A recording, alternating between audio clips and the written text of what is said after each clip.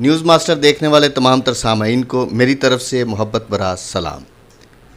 آپ دیکھ رہے ہیں پروگرام عوامی نظریہ قمر گل کے ساتھ۔ جس طرح روزانہ کی بنیاد پر ہم ایک شخصیت کے ساتھ ملتے ہیں اور اس سے بات چیت کرتے ہیں، اسی طرح آج ہمارے درمیان سیالکوٹ کی جانی مانی شخصیت جو کسی تعارف کے محتاج نہیں، جناب چیئرمین پاکستان مسیحی تحریک بیداری ڈاکٹر عادل گوری صاحب ہمارے درمیان موجود ہیں۔ تو آج ہم ان سے بات چیت کریں گے اقلیتوں کے حوالے سے۔ تو ڈاکٹر صاحب آپ کو خوش آمدید، ویلکم کہتے ہیں اس پروگرام میں۔ تو آج میں آپ سے ایک چھوٹا سا کویسچن کرنا چاہوں گا کہ 1906 عیسوی سے جو مسیحی ہیں اور جو 2022 تک جو مسیحی ہیں ان میں کیا فرق نظر آتا ہے؟ بہت شکریہ قمر صاحب، آپ نے بہت خوبصورت سوال کیا ہے۔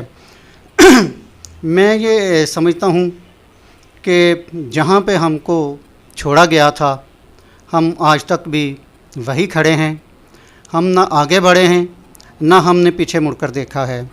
میں دیکھتا ہوں کہ جب تحریک پاکستان کا دور تھا اس وقت میں ہمارے جو سیاستدان تھے، جو کردار وہ اس وقت ادا کر رہے تھے وہی کردار ہمارے آج کے سیاستدان بھی ادا کر رہے ہیں۔ تو میں سمجھتا ہوں کہ اس طویل عرصے میں میری قوم نے نہ کچھ سیکھا ہے، نہ سیکھنے کی کوشش کی ہے، نہ ہی کسی نے ان کو سکھانے کی کوشش کی ہے۔ تو میں تو یہ بھی کہہ سکتا ہوں کہ اگر آج بھی ہم میں سوچ پیدا نہ ہوئی، آج بھی ہم ایک نظریہ لے کر نہ اٹھے، تو آنے والے سالوں میں بھی ہمارے ساتھ ایسا ہی ہوگا۔ ہاں، میں یہ ضرور کہتا ہوں کہ ہم نے معاشی طور پر ترقی کی ہے، ہم نے سیاسی طور پر ترقی نہیں کی، لیکن تعلیم کے میدان میں ہم نے ترقی کی ہے۔ آپ دیکھ رہے ہیں کہ حکومتی رویے کیسے بھی ہوں، آپ کے بچے اسسٹنٹ کمشنر بن رہے ہیں، آپ کے بچے پولیس آفیسر بن رہے ہیں، محکمہ تعلیم میں اعلیٰ سیٹوں پر کام کر رہے ہیں۔ تو یہ جو ساری باتیں ہیں یہ ہر شخص کی ذاتی کوششوں سے ممکن ہوا ہے۔ میں اگر کہوں کہ چرچ لیڈرشپ نے کسی کو اسسٹنٹ کمشنر بننے کے لیے کوئی معاونت کی ہے تو وہ غلط ہے۔ میں کہوں کہ کسی سیاستدان نے کسی بچے کی ایسی مدد کی ہے کہ اس کی وجہ سے وہ اس سٹیٹس پر آیا ہے، تو ایسا سٹیٹس دینے میں کسی کا کوئی کردار نہیں، یہ لوگوں کی ذاتی کاوشوں سے ممکن ہوا ہے۔ لیکن اگر ہم نے بحیثیت قوم ترقی کرنی ہے، اگر ہم نے ایک قوم بن کر سروائیو کرنا ہے، تو اس کے لیے ان ذاتی کوششوں کے ساتھ ساتھ ہمیں گروہی کوششوں کی ضرورت ہے۔ جی، موجودہ سیاسی صورتحال کے تناظر میں اقلیتیں اب کہاں پر کھڑی ہیں؟ پھر وہی کہوں گا کہ اقلیتوں کا اس ملک میں کوئی وجود نظر نہیں آتا۔ آپ نے ریسنٹلی دیکھا ہے کہ ملک کی تمام سیاسی جماعتوں نے اپنے اپنے پاور شو کیے ہیں، جیسا کہ سب سے پہلے عمران خان نے اسلام آباد میں اپنا شو کیا ہے، تو اس نے اپنی تقریر میں اقلیتوں کو مخاطب ہی نہیں کیا۔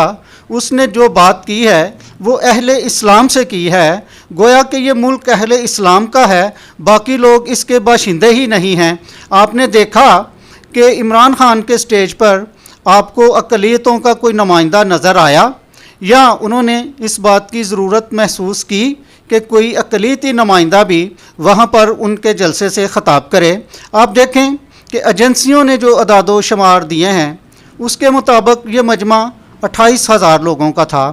تو اس ملک میں اس وقت تک اگر آپ اقلیتوں کے حقیقی اعداد و شمار دیکھیں تو ہماری جو تعداد ہے وہ 1.5 کروڑ تک جا چکی ہے۔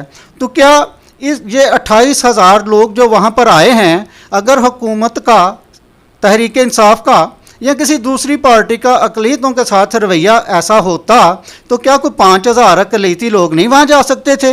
یہ سمجھ لیں کہ پارٹیوں کا بھی فیلئر ہے اور ان نمائندوں کا بھی فیلئر ہے جو مسیحی نمائندے ان کے ساتھ چل رہے ہیں۔ میں نے یہ دیکھا ہے کہ جو گئے ہیں وہ تانگے کی سواریاں لے کر گئے ہیں اور آگے جا کر ان کو جو اہمیت ملی ہے اس کے مطابق ہی انہیں ملی ہے۔ میں یہاں صرف تحریک انصاف کو تنقید کا نہیں باعث بناؤں گا، بلکہ اس کے بعد جو ہوا ہے پی ڈی ایم، جس میں بہت ساری سیاسی جماعتیں تھیں، PDM के जलसे में भी आपने देखा है कि किसी अक़लीती रुकन असम्बली को स्टेज पर नहीं बिठाया गया, किसी अक़लीती रुकन असम्बली को बात करने का मौका नहीं दिया गया। तो मेरा कहने का मकसद ये है कि अक़लियतें जहाँ पे खड़ी थीं वहाँ पे खड़ी हैं। अगरचे पार्टियों के रवैये मुतअस्सिबाना हैं तो हमारी अपनी और गलतियाँ कोताहियाँ भी हैं कि हमने भी अपने आप को मनवाने की कोशिश नहीं की। Thank you very much. Doctor साहब, जिस तरह आप ये बातचीत कर रहे हैं कि अक़लियतों को वो साथ अकाउंट ही नहीं करते कोई भी सियासी जमात, तो इस तरह तो हमारी जो कौम है, अक़लीती कौम जो है, मसीही कौम या अक़लियतें जितनी भी हैं, वो एहसास कमतरी का शिकार होती नहीं नज़र आ रही है आपको? मैं समझता हूँ कि एहसास कमतरी का शिकार हैं। अगर वो एहसास कमतरी का शिकार ना होती तो जो हमारे रुकन असम्बली सिलेक्टेड नुमाइंदे हैं, वो जब पार्टी का इजलास हो रहा होता है ये जलसे करने से पहले, तो वो उन्हें अपना नज़रिया तो देते कि हमें भी मौका दें कि हम अपनी कम्युनिटी की बात कर सकें। मैं एक मुख्तसर सी बात आपको ये बताना चाहता हूँ जो मेरा ज़ाती ख़्याल है, गलत भी हो सकता है, कि हर कौम जब इकट्ठी होती है तो उसके मसाइल हल होते हैं। क्या में पाकिस्तान से पहले मुसलमान हालात ज़्यादा थे और पाकिस्तान के जो बानी हैं वो ख़ुद भी एक गैर मुस्लिम जमात कांग्रेस में शामिल थे, लेकिन जब वो कांग्रेस में गए तो उन्हें इस बात की समझ आई कि जो कांग्रेस है वो सिर्फ़ हिंदुओं के मफादात का काम करती है, और इसी तरह ये जो जितनी सारी जमातें हैं ये अक्सरियत के मफादात के लिए काम करती हैं, अक़लियत उनके पेश नज़र नहीं है। अगर हम चाहते हैं कि मसीहियों की पाकिस्तान में एक पहचान हो, उनकी एक ताकत हो, उनके मसाइल हल हों, तो उनको भी एक अपनी सियासी पार्टी मुल्की सतह की बनानी होगी। जैसा कि आपने देखा कि जब मुस्लिम लीग बनी क़याम पाकिस्तान से पहले, तो उनका ये नारा था कि मुस्लिम है तो मुस्लिम लीग में आ, यानी वो समझते थे कि मुस्लिम लीग ही मुसलमानों के मसाइल हल कर सकती है। तो मैं ये समझता हूँ कि अगर हमने अपने मसाइल हल करने हैं तो हमें भी कौमी सतह की एक मसीही सियासी पार्टी की ज़रूरत है। अच्छा डॉक्टर साहब, यहाँ पर एक और बात आपसे करते चले कि आपने इसी के मद्देनज़र एक मसीही तहरीक की बेदारी आपने वो जमात शुरू की है, तो उसके क्या मकासद है, क्यों ये आपने पेन ली और इसको क्यों शुरू किया आपने, इसके मकासद क्या है? बहुत खूबसूरत सवाल किया है आपने कि तहरीक बेदारी की ज़रूरत क्यों पेश आई। क्योंकि पिछले 74 सालों में बहुत सारी सियासी जमातें बनी हैं और वक्त के साथ ख़त्म भी हो गई हैं।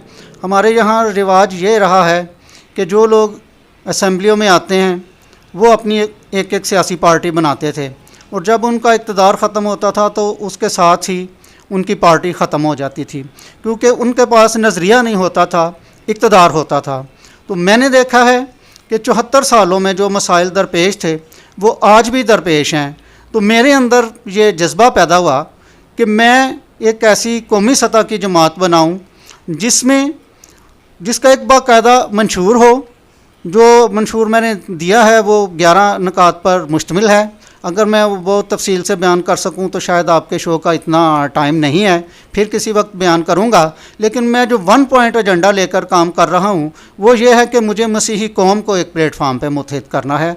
जब तक हम मुत्तहिद नहीं होंगे हमारे मसाइल हल नहीं होंगे, और जब तक हम मुत्तहिद नहीं होंगे जमात का मंशूर भी पूरा नहीं कर सकेंगे। इसलिए सबसे ज़रूरी मेरा जो पैगाम है वो ये है कि हम सब मसीही तहरीक बेदारी के प्लेटफार्म पर एक नेशनल सतह की जमात बनकर उभरें। जी, तो ये थे डॉक्टर आदिल गौरी साहब, चेयरमैन मसीही तहरीक बेदारी, और ये अपनी कौम को मुत्तहिद करना चाहते हैं, एक प्लेटफार्म पर लेकर आना चाहते हैं। तो इसी के साथ आज का हमारा प्रोग्राम इख्तिताम पजीर होता है। तो अगले प्रोग्राम में मिलते हैं, तब तक के लिए खुदा हाफिज़।